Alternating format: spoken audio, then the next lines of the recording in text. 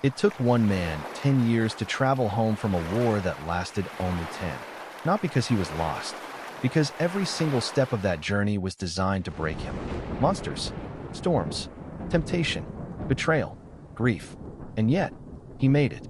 Not the strongest man survived that story. Not the fastest. Not the richest. The man who survived was the man who never stopped adapting. His name was Odysseus. And 3,000 years later, his mistakes and his wisdom are still the most accurate map we have for surviving modern life. Stick with me. By the end of this video, you'll understand why one ancient poem explains more about your life than most self-help books ever will. The Odyssey is an ancient Greek epic written by Homer almost 3,000 years ago. It follows Odysseus, a king and warrior, trying to sail home after the Trojan War. The trip should have taken weeks. It took 10 years.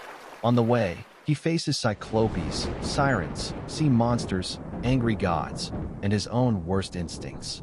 Here's why this story still matters. Odysseus isn't a superhero. He's flawed. He's arrogant. He makes terrible decisions that cost his own men their lives. He grieves. He gets tempted. He almost gives up. That's exactly why his journey still works as a mirror for ours. We're not fighting cyclopes, but we are fighting distraction, ego, temptation, and the slow grind of staying disciplined when no one is watching. Let's go through 10 lessons hidden inside this ancient story. Lessons that still apply, right now, to your life. Lesson 1. Curiosity can be your downfall. When Odysseus and his men land on the island of the Cyclops, he doesn't leave when he has the chance. He wants to see what's inside the cave. He waits. He explores. Then the Cyclops comes home, traps them inside, and starts eating his men one by one. Curiosity itself isn't the problem. Unchecked curiosity, without judgment, is. In modern life, this looks like opening just one more app, clicking just one more video, staying just 5 more minutes in a toxic situation because you're curious how it ends. Practical action. Before you explore something risky, a habit, a relationship, a decision, ask one question. What's the actual cost if this goes wrong? If you can't answer it, don't walk into the cave. Takeaway. Curiosity without caution is how good men become dinner. Lesson 2. Pride will cost you more than you think. After blinding the Cyclops and escaping, Odysseus could have sailed away quietly. Instead, he shouts his real name across the water, taunting the monster. That one act of ego reaches the ears of the sea god Poseidon, the Cyclops' father. Poseidon curses him. That single moment of pride adds years to his journey home. This is the oldest trap in human psychology.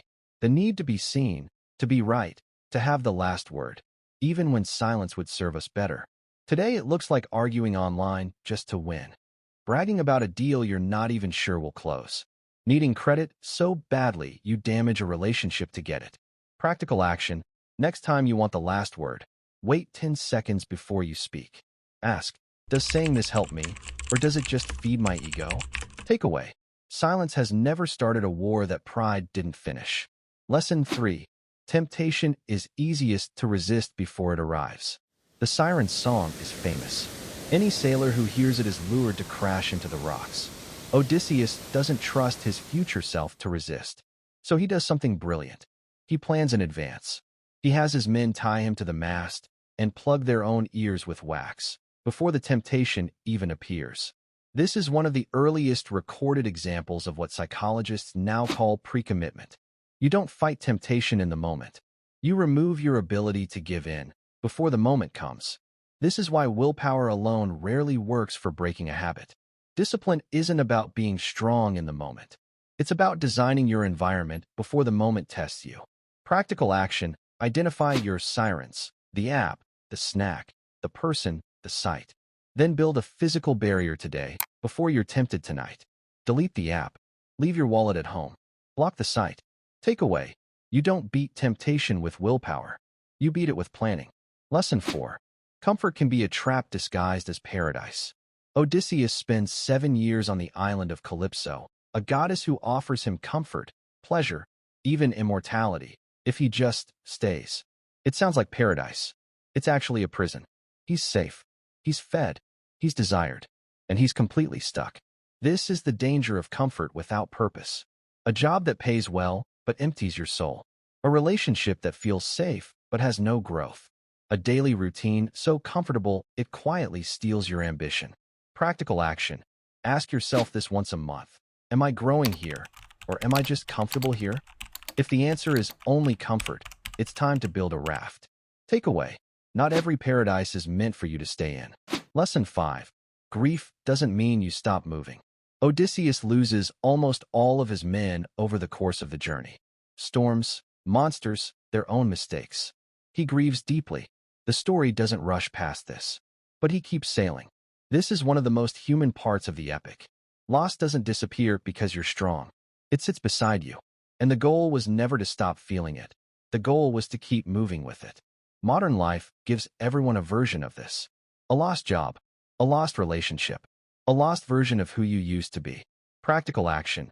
Give yourself permission to grieve fully today, but set one small next action for tomorrow. Grief and progress can exist in the same body at the same time. Takeaway. You don't have to be over it to keep going. Lesson 6. The people around you determine your fate. At one point, Odysseus's men open a bag of winds given to them by a god, against his direct warning, because they think it's treasure. That single act of poor judgment from his own crew blows them back to where they started, undoing months of progress in one night. This is a brutal psychological truth. You can have the clearest vision in the world, but if the people around you don't share your discipline, they can undo your progress overnight. Practical action. Audit your inner circle honestly.